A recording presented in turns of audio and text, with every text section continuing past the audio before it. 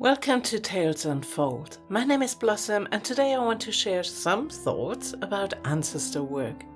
So let's dive in.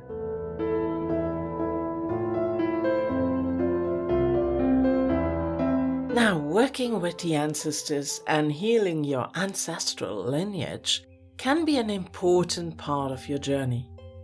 Quite often this part is neglected or put off because either you don't know your ancestral lineage, for example you are adopted, you had an absent parent or parents, etc. Or some of your ancestors weren't the kind of human beings you wanted to have a relationship with when they were alive, so why start now? In my personal practice, I neglected this work for many years, for the reasons I've mentioned.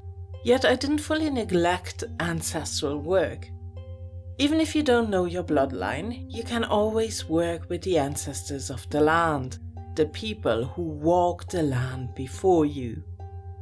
You can also work with ancestors that are connected to your practice. May that be healers, witches, shamans, and so on. Ancestral healing might become necessary because of some ancestral trauma occurred. For example, from significant family experiences or historical and cultural events. This can manifest in different ways. For example, unexplained grief. Ancestral grief can affect us, and often we have no idea where it is coming from. So if you want to do research, go ahead and do that. But if you are experiencing unexplained grief, deep sadness, or a sense of loss that isn't a result of your own life, it is possible that this is connected to unresolved ancestral trauma. It can also manifest as reoccurring patterns. You have a hard time breaking free of negative patterns and behaviors in your life. These could include patterns of self-sabotage, destructive relationship dynamics, or unexplained fears or emotional upsets. Another way it could manifest is disconnect. A feeling of disconnection can have many reasons, but if you feel that you have no connection to your own family, your roots, or your culture, it is possible that your ancestral lineage needs some attention. It can show up in a house healing report. So the need for ancestral healing can show up when you either did a full house healing report or a personal energy clearing. And I am for both of these options in my services, so you can have a look at my homepage. Now, often when we look at past life issues, we can also find ancestral patterns that require some work, as they can be closely related to your own past life patterns. Sometimes it even shows up that you personally have no patterns that need clearing, but you are entangled in your ancestors' patterns. During a house healing or personal energy field clearing, I always incorporate ancestral healing by giving a starting point in this aspect of your healing journey. However, this is actually a very personal practice and requires your own efforts to truly heal either your own bloodline, the ancestors of the land, or even the ancestors of your craft. Before delving into the magical, you should first consider a practical approach. An important point here is awareness and understanding. Become aware of any patterns, may that be addiction, poor personality traits, core values you don't agree with, anger issues, or repeated detrimental behaviors of any kind. As you go through the ancestral lineage, you might also be able to identify traumas, emotional upsets, or other unresolved issues. The more you can figure out, the better you can understand what areas may benefit from healing work. Another part of this is introspection.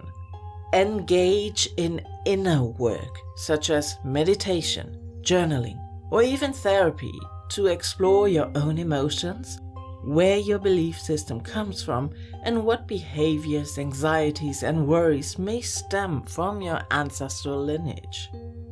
Now, another part is stay free of judgment. Whatever you might find out about your ancestors, try to stay clear of judgment. This is a particularly hard exercise, especially for those who have experienced harm from their ancestral lineage. We do not have to love, approve, excuse, or even tolerate previous harmful behavior. And if it really goes against everything you believe in, you do not need to clear these ancestral lineages and patterns for them, even though it would be advisable. Just remember that you want to heal these issues for yourself, those who come after you, and all who are involved in these tangled webs. So you might think of your siblings, your aunts, your uncles, etc., etc. Not every ancestor wants to work with you, and you probably also have your own preferences. Sometimes it can help to go further back in the family tree. There's always one who wants to see us successful and who wants to see us thrive. Also, always remember that even if you just think of your own very close family, you have thousands and thousands of ancestors. So I'm pretty sure there's some who wants to work with you and you want to work with them. Then also some practical steps for ancestral connection. To begin your practice with your ancestors, you can create an altar for them, or just give them a corner of an already existing altar. Show them respect and acknowledgement on a regular basis. Maybe you can say a little prayer each day. Light a special candle that is just for them, and leave an offering of clear water, and that you can change either every day or once a week so that they always have fresh water. Learn about them as you sit with them in silence. Ask them to join you in silent meditation. You don't need to ask for a specific one if you are unsure with whom you actually want to connect. Ask for those who wish you well and want to see you thriving. Another option to feel a deeper connection is to visit their graves or their homelands. Or if you work with the ancestors of the land, just visit the local graveyard or cemetery. Sit still and listen to their whispers in the wind. Now, when we go to the healing work, one option is to do a tarot spread. If you work with either tarot cards or oracle cards, you can try the following spread. But if you would like a reading from someone else, I also offer this option in my services. But here are the positions. The first card, a memory or event in your ancestral lineage that needs healing. Card number 2, how can I help to clear this memory event? Card number 3, patterns I need to pay attention to. Card number 4, energies that will support me on this path. Number 5, what in my ancestral line needs to be honored? Number 6, an ancestor that wants to connect with me. And number 7, a message from this ancestor. Another part of the healing work can be ritual work. And you can begin your healing work with those simple means.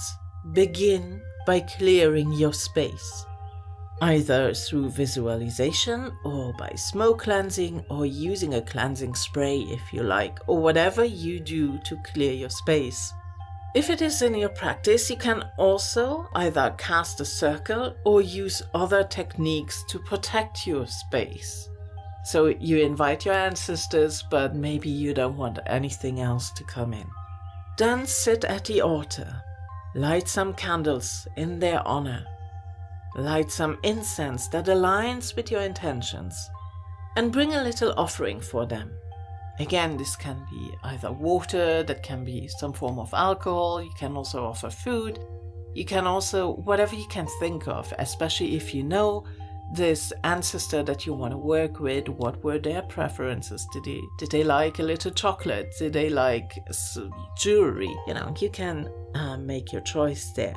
Then introduce yourself to them and call those forth that wish you well and want to support you if you don't have anyone specific in mind. Now thank them for all they have done, so you can be here and show them your offering. Now choose to sit with them in silence for a while closing your eyes. Pay attention whether you receive any messages. You might hear something, see images, or just feel their answers. When you are ready, open your eyes again and take a piece of paper and pen. Write down all the trauma, the upsets, the hardships, the detrimental patterns, and anything else you can think of that created blockages in your lineage. If this takes too long, you can also do this over several sessions. Sometimes it takes a while to get through all this.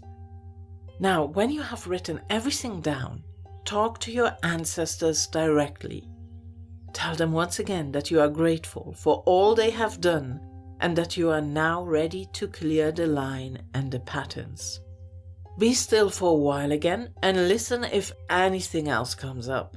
Maybe they still want you to know about something. Now, when you are ready, leave the altar space. Don't forget to extinguish the candles. Take the piece of paper and release all the traumas, the upsets, and the negative patterns. You can do this by either burning the paper outside and let the wind carry the ashes away, or you bury the paper into the ground and ask Mother Earth for her assistance to transform these patterns for the good of all. You can also go to flowing water and release the paper to the flowing stream and ask it to transmute the detrimental patterns and bless you and your ancestral line. You can also use rose petals for this option. Simply whisper all the issues and all you want to release into a handful of petals and release them into flowing water. So if you do that with paper, please ensure to use non-toxic paper for all these options, as we don't want to burden the environment any more than it already is. After you have done all that, return to your altar and clear your space once again. Tell your ancestors what you want them to know. If you want to continue and deepen your relationship with them, remember to return often to your altar and bless this space. Now, this is only one option. There are many rituals you can do. And even if you do this ritual, for example, you can dress your candles, you can use different herbs, you can use sigils, you can use so many things that embellish this ritual a little bit. This is just like the very basic.